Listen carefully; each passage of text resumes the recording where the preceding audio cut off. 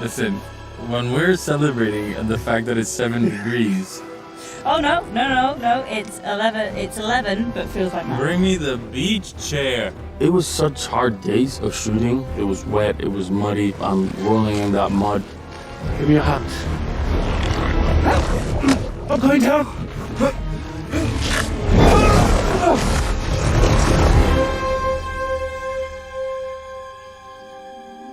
Today, we get to meet the actor who portrays an iconic Tolkien character never before seen on screen. But first, we have Ismael Cruz Cordova and Maxim Baldry here to talk about their new alliance. Hi, guys. Hello.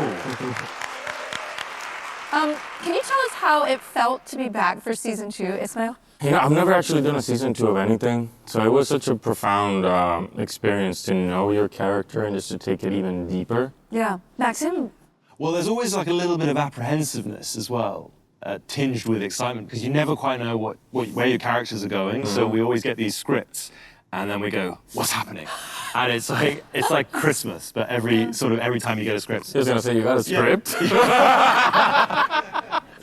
No, we kind of get a rough overview, but it's obviously until it's in the script, you don't quite know how your story interweaves with others. Can you talk about how Arondir is carrying his grief? I mean, seeing you dazzle, in your entrance in episode 3 and then see the grief on your face was startling. I always say that Arondir has like a crack in which humanness is going in, so the grief that he's feeling is so foreign, and I think he puts all of his efforts into keeping his promise of keeping Theo safe, and while grappling with this darkness. But as you can see, he is moving through grief and vengeance. He has one motivation, one main motivation aside from keeping Theo safe, which is to get to Adar, who has stolen from him so much by this point. Isildur is kind of a fish out of water in this Middle-earth world. It's ironic because in season 1 he is so desperate to leave Numenor and travel to Middle-earth and explore the world.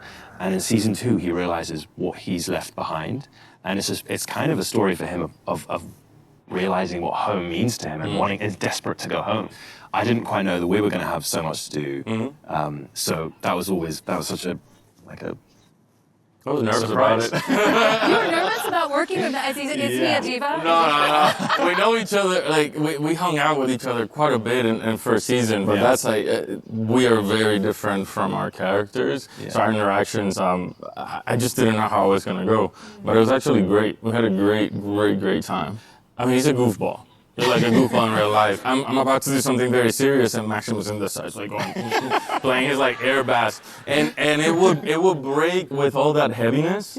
But you're still able to perform deeply, and that also makes you feel safe with your scene partner. So you can play even deeper. You can be even more serious. So I really appreciated that from working with him. We had so much fun doing it, even though that it was kind of painful at times, and it was the middle of the night.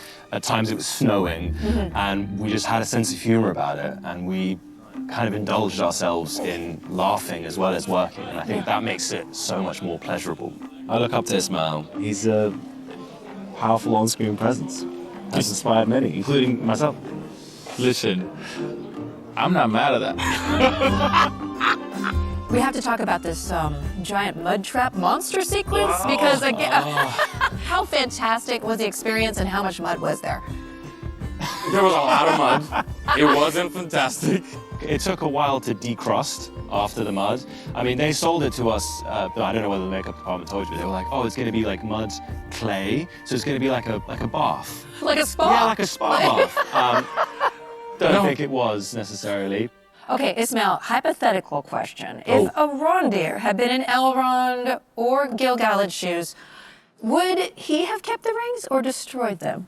What we've seen of Arondir to this point, he's heavily ethical and like the sense of dignity. I think his decision would have been to not keep them. Gotcha. You know, even to his detriment, sometimes he makes decisions in that way.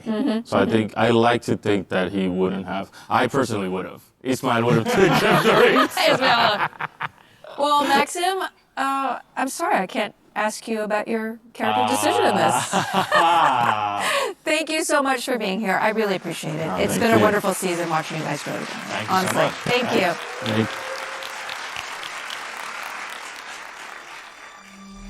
Drink water. me!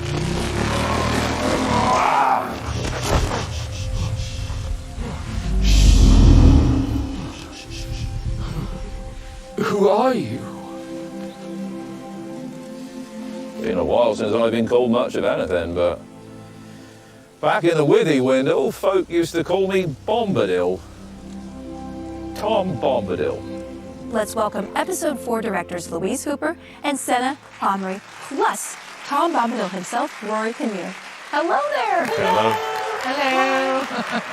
Rory, you had not read the books. Don't give away the secrets. Listen, I'm just telling it like it is, okay? You're here. Yeah, So what did you luckily I do? Did you didn't have dive to. in? How did you... I did. I met online with JD and Patrick, and they said, you know, that we're very excited to ask you to play this role. I went downstairs and I said to my partner, they've asked me to do this part in the Lord of the Rings thing. She said, oh, what part? She has read them. And I said, hey, Bombi, Dom.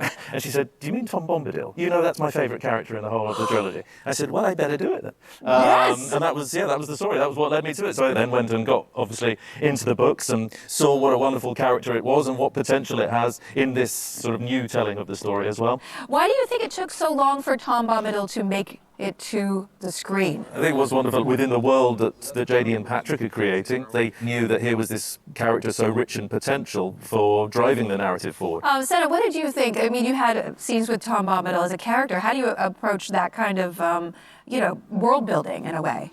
What I love is him guiding the stranger, and that to me is a very important puzzle and part of the season because that really dictates where the stranger goes, Yeah. which is going to be a fascinating thing. Louise, what do you think about Tom Bombadil as a character? I mean, he's so enigmatic, mercurial.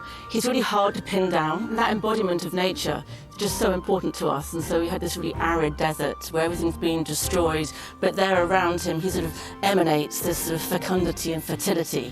Of course, in the books, you know, he's in the forest, and here we were in this sort of barren desert, but everywhere around him is lemons and bougainvillea, bees, and so the idea that he's the essence of nature, which is so beautiful. And animals. And animals, And And goats. I had to share the screen with a baby lamb. Well, it's yes. an unfair fight. Myrtle, I think her name was. Myrtle would always defeat me. We have to go, but we will see much more of your work coming up. All right? Thank you so much. Thank you. Thank you. 4 episodes left. If you thought it's been a treacherous journey this far, I can tell you, you haven't seen anything yet. The rings are going to start doing things you won't believe. And on next week's Look Inside the Episode, we head back to Khazad Dûm and get a moment with Numenor's Elendil. You can catch us then, after the show, only on Prime Video. Prepare yourselves.